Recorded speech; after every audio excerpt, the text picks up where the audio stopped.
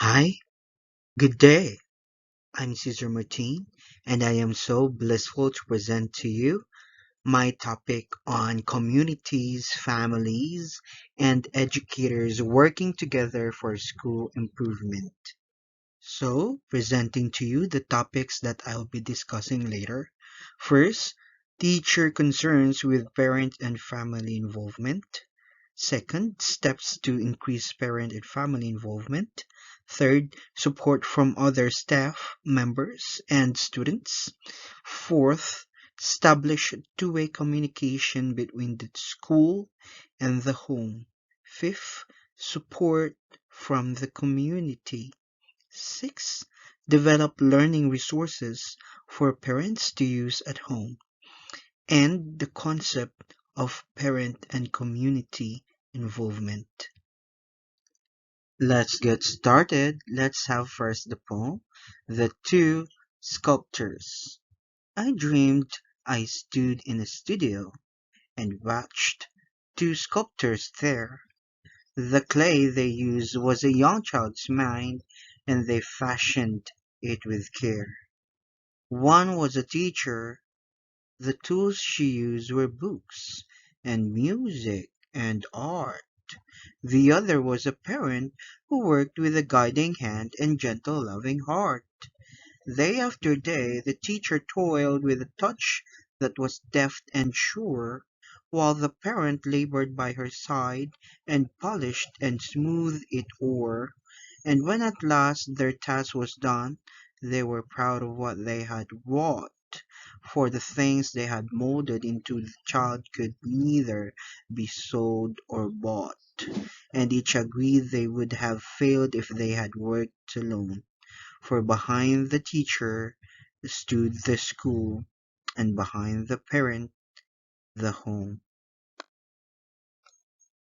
So, this poem presents the importance or the indispensable roles of parents and teachers to the development or to the holistic development of the learners. Let's get going. So, here are some of the teacher concerns with parent and family involvement. Time constraint. They say that this is the number one reason parents cannot volunteer at their children's school. Many take time off from work to occasionally volunteer for special events at their school when there is a regular and repeated communication from their PTA about the dire need for volunteers. Second is language barriers. For many immigrant parents, language is a big hurdle that keeps them from getting involved in their children's school. According to a survey, 18 of the 52 schools that offered language translation services, or those who communicated to parents in multiple languages, saw an increased involvement from parents in schools. Next is lack of knowledge. 55% of those surveyed did not clearly understand the role and importance of PTA in their school.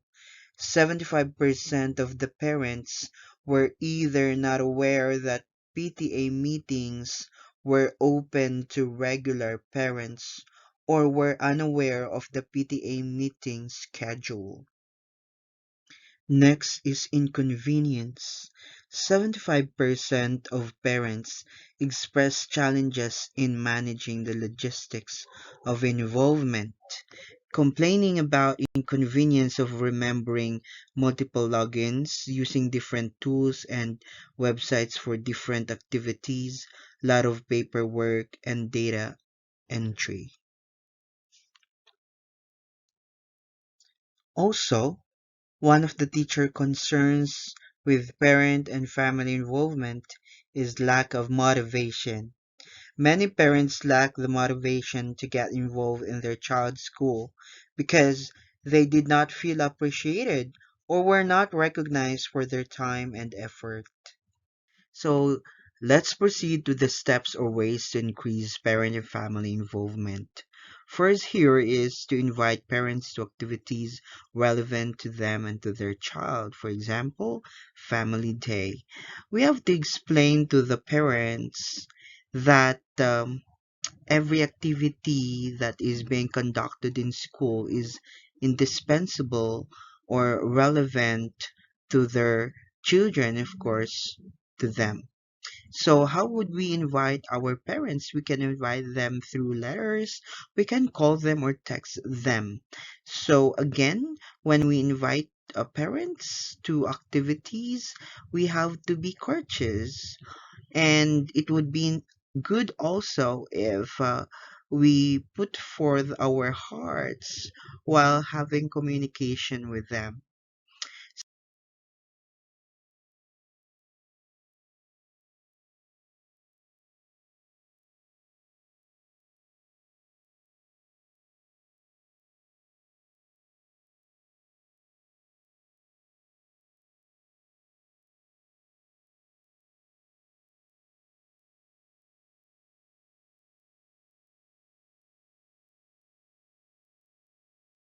So we also engage parents in the student goal setting process. We involve them in our plans for the learners to be developed or for them to improve their academic performance. Next is to help parents understand school's culture, vision, and mission.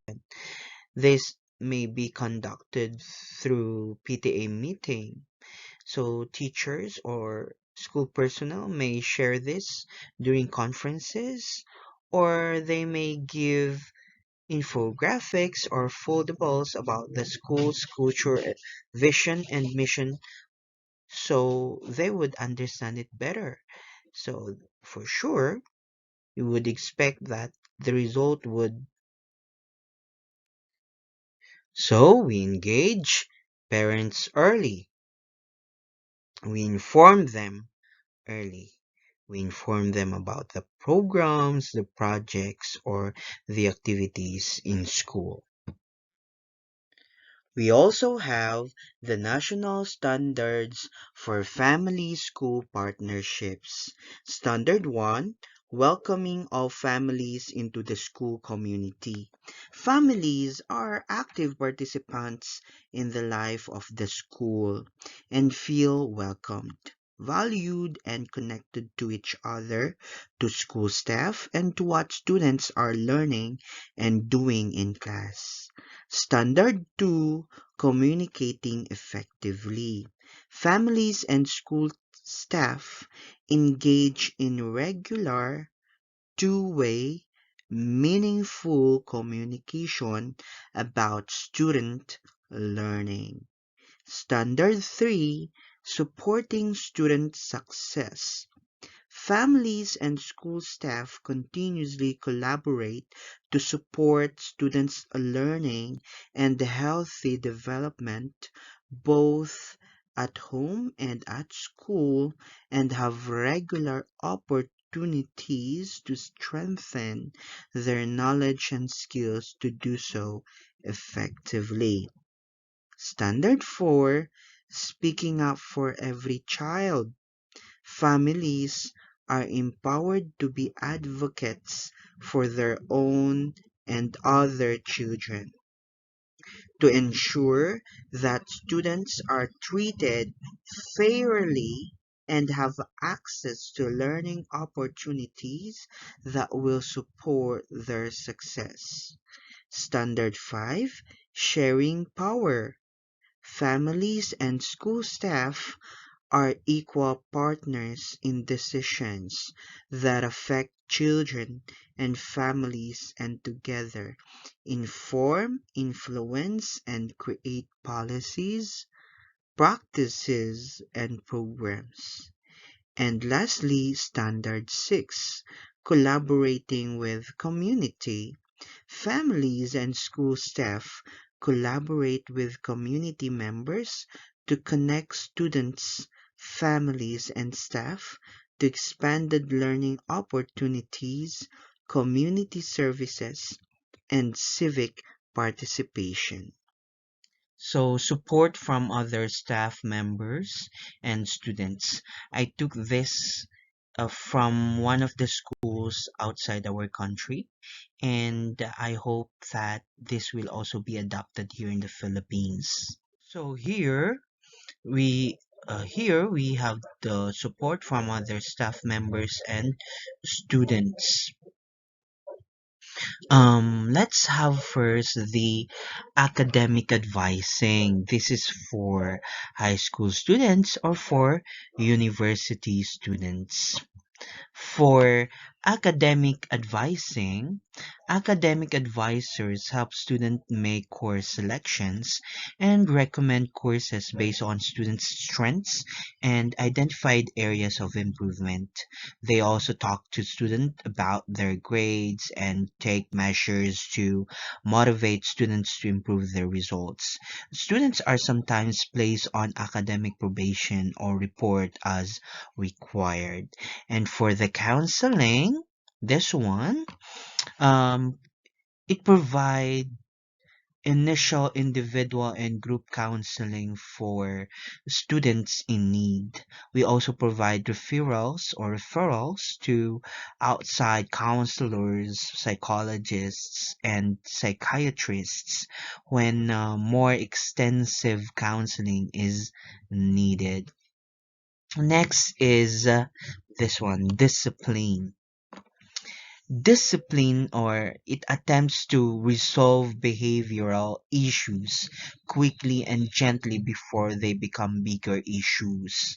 We use a three-step model whereby most issues are resolved using intervention methods. Depending on the severity of the issue, a disciplinary approach may be adopted, and where it is required, a formal review board may be conducted.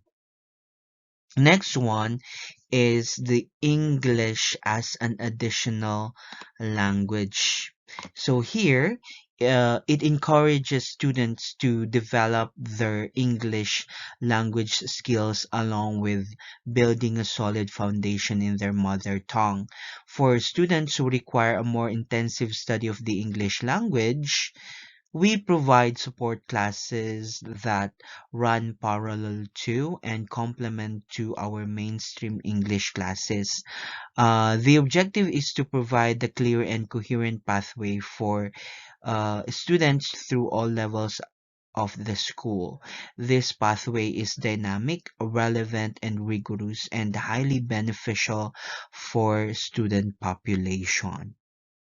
Next is guardianship. This one. Guardianship, students who do not live with their parents must be formally registered with the school as guardianship students and must live with their official guardians. The school must be notified in writing by the parents before the student changes guardians. Guardians in a school are expected to maintain an appropriate level of care and support for their wards, communicate with the school and the parents of their wards regularly, and attend parent-teacher student conferences accompanied by a translator if necessary. For this one, for the health, um, takes a holistic approach to health, providing students with information to make good choices regarding sleep, diet, exercise, and managing stress. At the beginning of the school year, an information form regarding the student's health is required to be completed. This will inform student services whether the student has any medical condition to be taken into consideration. Next one is the learning support. Provides learning support for students at the primary and secondary levels. Needs are met wherever possible within the classroom for students with assessed learning needs. The learning support coordinator liaises with teachers, parents, and students, and with specialists within the community as required. If needs emerge which are beyond the resources that the school can provide, a more appropriate educational setting will be recommended.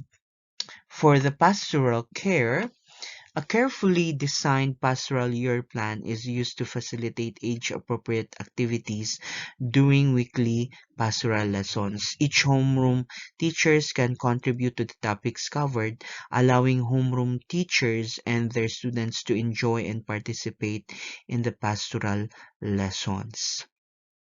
And